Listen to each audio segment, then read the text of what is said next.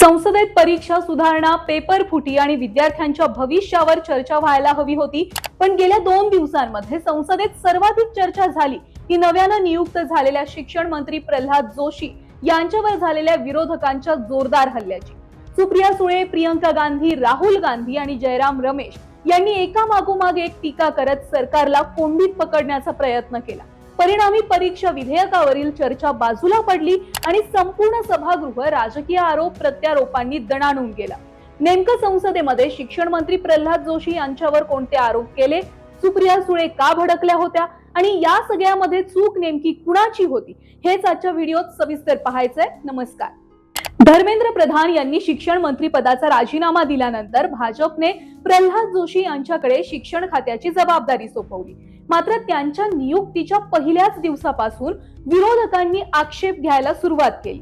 विरोधकांचं म्हणणं होतं की शिक्षण मंत्रालयासारख्या महत्त्वाच्या खात्याचं नेतृत्व सर्वसमावेशक विचार असलेल्या व्यक्तीकडे असायला हवं. त्यामुळे जोशी यांच्या नियुक्तीवर सुरुवातीपासूनच राजकीय वाद निर्माण झाला.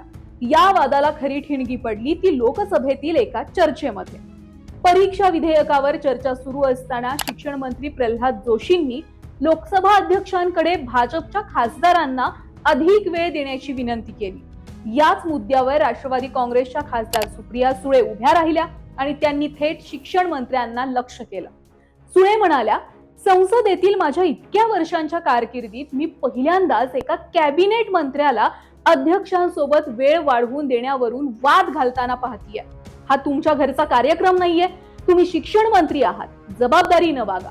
सुप्रिया सुळेंनी पुढे नीट पेपर फुटीचा मुद्दा उपस्थित करत विद्यार्थ्यांच्या आत्महत्या, परीक्षा व्यवस्थेतील त्रुटी आणि तरुणांच्या भवितव्यावर गंभीर चर्चा व्हायला हवी होती असं सांगितलं.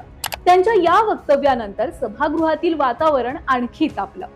सुळेंच्या टीकेची चर्चा सुरू असतानाच दुसऱ्या दिवशी काँग्रेसच्या खासदार प्रियंका गांधी यांनी आणखी गंभीर आरोप केला.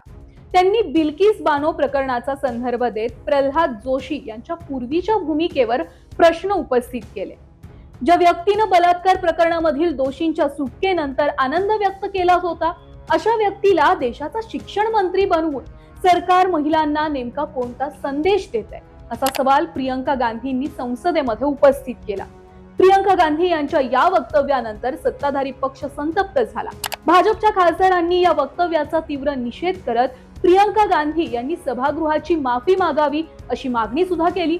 काही काळ सभागृहात मोठा गोंधळ झाला आणि अध्यक्षांना हस्तक्षेप करून परिस्थिती शांत करावी लागली. यानंतर राहुल गांधींनी याच मुद्द्यावर सरकारला घेरलं. काँग्रेसचे ज्येष्ठ नेते जयराम रमेश यांनी सुद्धा शिक्षण मंत्री पदासाठी प्रल्हाद जोशी यांची निवड योग्य नसल्याचं सांगत सरकारवर टीका केली. त्यामुळे 2 दिवसांपासून संसदेमध्ये परीक्षा सुधारणा किंवा शिक्षण धोरणापेक्षा शिक्षण मंत्र्यांभोवतीच राजकीय संघर्ष सुरू असल्याचं चित्र पाहायला मिळालेलं होतं. दुसरीकडे भाजपनं विरोधकांचे सगळे आरोप फेटाळून लावले.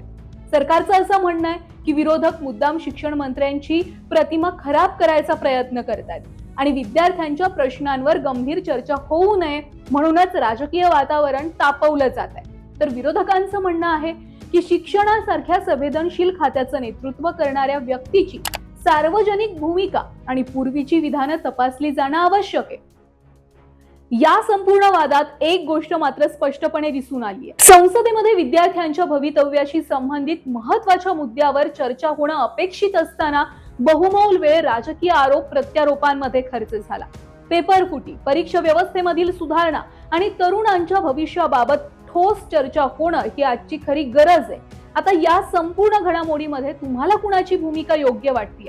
विरोधकांनी उपस्थित केलेले प्रश्न योग्य आहेत की सरकारची भूमिका योग्य आहे? तुमचं मत कमेंटमध्ये नक्की सांगा आणि शिक्षण मंत्री प्रल्हाद जोशी यांच्या बाबत तुम्हाला काय वाटतंय ते सुद्धा कमेंटमध्ये नक्की सांगा.